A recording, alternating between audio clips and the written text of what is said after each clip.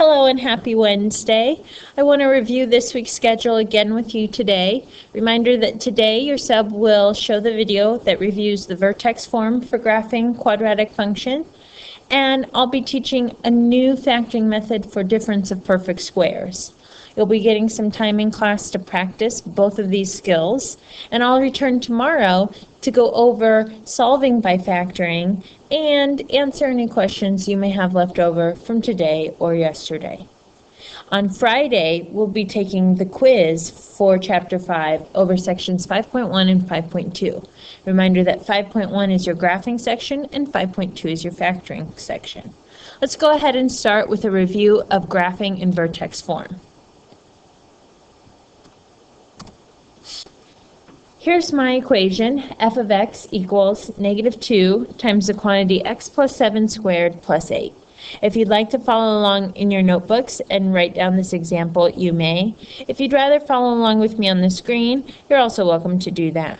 You'll have some problems on your homework assignment where you'll be asked to graph in vertex form. First thing I'm going to do is go to my notes and copy down the vertex form right above this problem. Y equals a times the quantity x minus h squared plus k. Then I look in my notes and it tells me the first thing I need is the vertex. And when I want to find the vertex in vertex form, I simply have to pick out my h and my k. There's also a reminder in my notes to tell me that h always looks like the opposite of what it really is. So in this equation, h looks like a positive 7. I know that when I pull it out from my vertex, it's actually a negative 7. K looks like what it is, so k is actually a positive 8. So my vertex point is at negative 7, 8, and I can graph that on the coordinate plane by going 7 units to the left and 8 units up. If I found my vertex, it's really easy for me to find my AOS. My notes will tell me that my AOS, or axis of symmetry, is at x equals h, which I already found h to be negative 7. So my axis of symmetry is the vertical line x equals negative 7. I go to my graph and I draw a vertical line that passes through my vertex. Now to finish the quadratic function graph, I just need to plot some additional points to get the rest of my parabola. So I'm going to make a table of values, and I'm only going to choose 2 additional points. The same tip works for all equations. I'm going to go back to my axis of symmetry, which is x equals negative 7, and I'm going to choose 2 x values that are right next to that. This time I'm going to go to the right and choose negative 6 and negative 5. To get the y values, I can use my calculator or evaluate by hand by simply plugging in negative 6 everywhere I see x in the original equation. So negative 2 times the quantity, negative 6 plus 7 squared plus 8. To evaluate this, I have to follow the order of operations, or PEMDAS, and do what's inside the parentheses first. Negative 6 plus 7 is now just a positive 1. Next step in parentheses is to do my exponent, which 1 squared is really just equal to 1. And now I have negative 2 times 1, which is negative 2, plus 8, which is 6. So when I put negative 6 into the function, I get positive 6 back out. I repeat the same process for negative 5. Everywhere I see x, I'll write negative 5 in the equation. And then I'll follow the order of operations, which is the same. Do the parentheses first. Negative 5 plus 7 is 2. Square that 2, so 2 squared is 4. Negative 2 times 4 is now negative 8, and plus 8 gives me 0. So these are 2 additional points that I can graph on my coordinate plane. For negative 6, 6, I'll go 6 units to the left and 6 units up. And for negative 5, 0, 5 units to the left, 0 up or down. And I can kind of see one arm of my parabola is going down, but I want to take those 2 points I just added and reflect them over my line of symmetry. to get the other arm or the other side of my parabola. I use these points to help me draw a nice curved shape that is a parabola.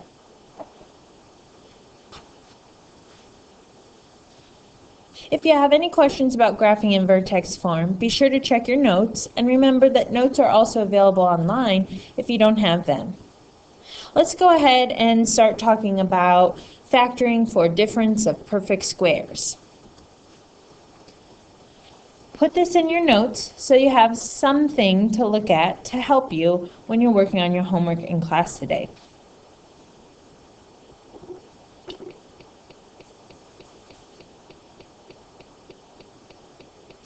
Notes 5.2, Day 2, Difference of Perfect Squares. We're going to actually look at a couple different factoring methods so that we can factor binomials instead of trinomials. So the very first slide I have just says, what's the difference between a trinomial and a binomial? A trinomial has 3 terms, and a binomial has 2 terms. So when we were doing our magic number factoring, we were working mainly with trinomials. X squared plus 5x plus 6 has 3 different terms. 2x squared minus 7x plus 3 has 3 different terms. Therefore, it is a trinomial. Binomials have only 2 terms. X squared plus 5x. X plus 3. 2x plus 1. They can take all different sorts of looks to them, and they could have exponents, coefficients, plus, minus, different terms. Here are some helpful hints for factoring binomials. The first thing you should do is really the same as factoring a trinomial, which is check for that greatest common factor first. Sometimes with a binomial, which has only 2 terms, this may be the only thing you can do, and that's okay. I have 3 examples where we can factor out a greatest common factor.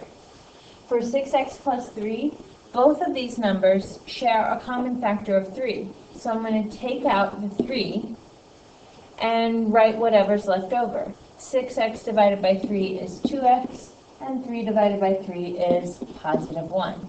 So 3 times the quantity 2x plus 1 is factored. For the next example, 2x squared minus x, I look at these 2 terms, and the only thing they have in common is an x. So I can factor out an x from both terms.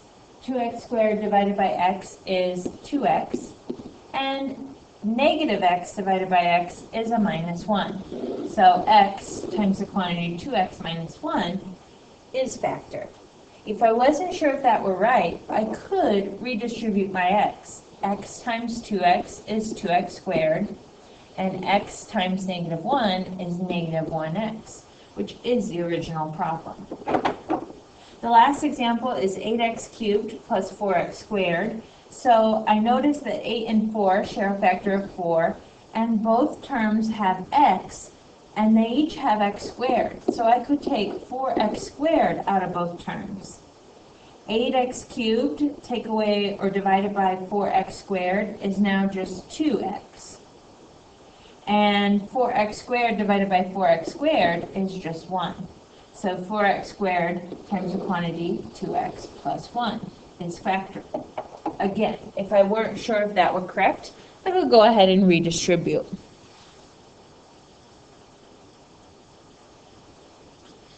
That's just taking out a greatest common factor. The other thing you can do for binomials is check to see if you have a difference of perfect squares. Go ahead and take some time to write this down.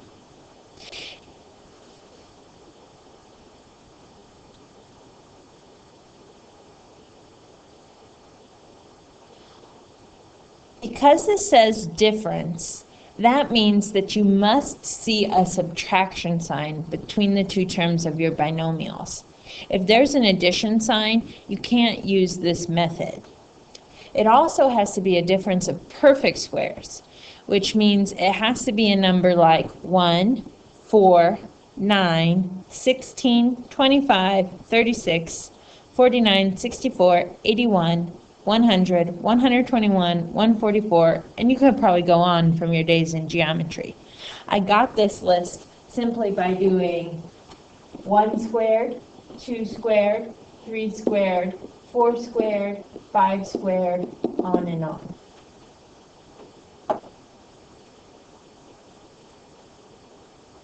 The difference of perfect squares is written out in mathematical notation as a squared minus b squared. Remember that the difference means it must be minus, and then a squared and b squared are perfect squares. So a squared is a perfect square, and b squared is a perfect square. I should note that there are other things besides numbers that can be perfect squares. So variable notation for perfect squares, x squared is a perfect square, x to the 4th is a perfect square, x to the 6th, x to the 8th, x to the 10th, so on and so on. Basically, if it has an even exponent, it's a perfect square. Now, if you have a perfect square minus a perfect square, then you can factor it as a plus b times a minus b, where a and b are the square roots of the perfect squares. The other thing you have to remember is that the two parentheses are alike in that they both have the same square roots, but different because one is plus and one is minus. So let's look at some examples, and I'll go through several examples of difference of perfect squares so that you can see how this nifty little pattern will work. I'm going to start with x squared minus 25. So I notice that x squared is a perfect square. And I notice that I have subtraction, or minus. And then 25 is also a perfect square. So I have a difference of perfect squares. If these things are in place, then I can use my new factoring method. I'm going to make two groups of parentheses. And inside the parentheses, I will start with the square root of x squared. The square root of x squared is x. So that's the first term in both parentheses. The square root of 25 is 5. So that's the second term in both parentheses. Then I just have to make one parentheses plus and one parentheses minus. And I have factored. So x squared minus 25 factors as x plus 5 times x minus 5. It doesn't matter which order the plus and minus is in. You can switch them around and it will still be right. Let's try another example. X squared minus 21. X squared is a perfect square. 121 is a perfect square. And they're being subtracted. So I'm going to make two groups of parentheses.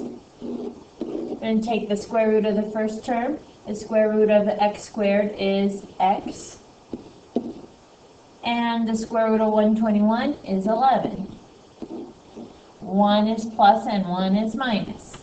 And it's factored. For the next example, x squared minus 1. X squared is a perfect square. 1 is a perfect square. And it's subtraction. So I'll have two groups of parentheses. The square root of x squared is x. The square root of 1 is 1. And 1 is plus and 1 is minus. In the next example, x squared is a perfect square, 4 is a perfect square, but I have a plus sign instead of a minus sign. Because this isn't a difference of perfect squares, this is not factorable. Next week we'll talk about things that have imaginary answers. This is one of them. So if it's x squared plus 4, I might check for a greatest common factor. There isn't one. I just can't factor it at all. Here are some other examples for us to try. We'll do 4x squared minus 9. 4 is a perfect square, 9 is a perfect square, x squared is a perfect square, and it's subtraction. So I'll have two groups of parentheses, and I'll take the square root of both terms. The square root of 4 is 2, the square root of x squared is x, so 2x is the first term in both parentheses, and the square root of 9 is 3. Put a plus and a minus, 2x plus 3, 2x minus 3, factored. 16x squared minus 1. 16 is a perfect square, x squared is a perfect square, 1 is a perfect square, and it's subtraction. So I'm ready to do difference of perfect squares. The square root of 16x squared is 4x. The square root of 1 is 1. 1 is plus and 1 is minus.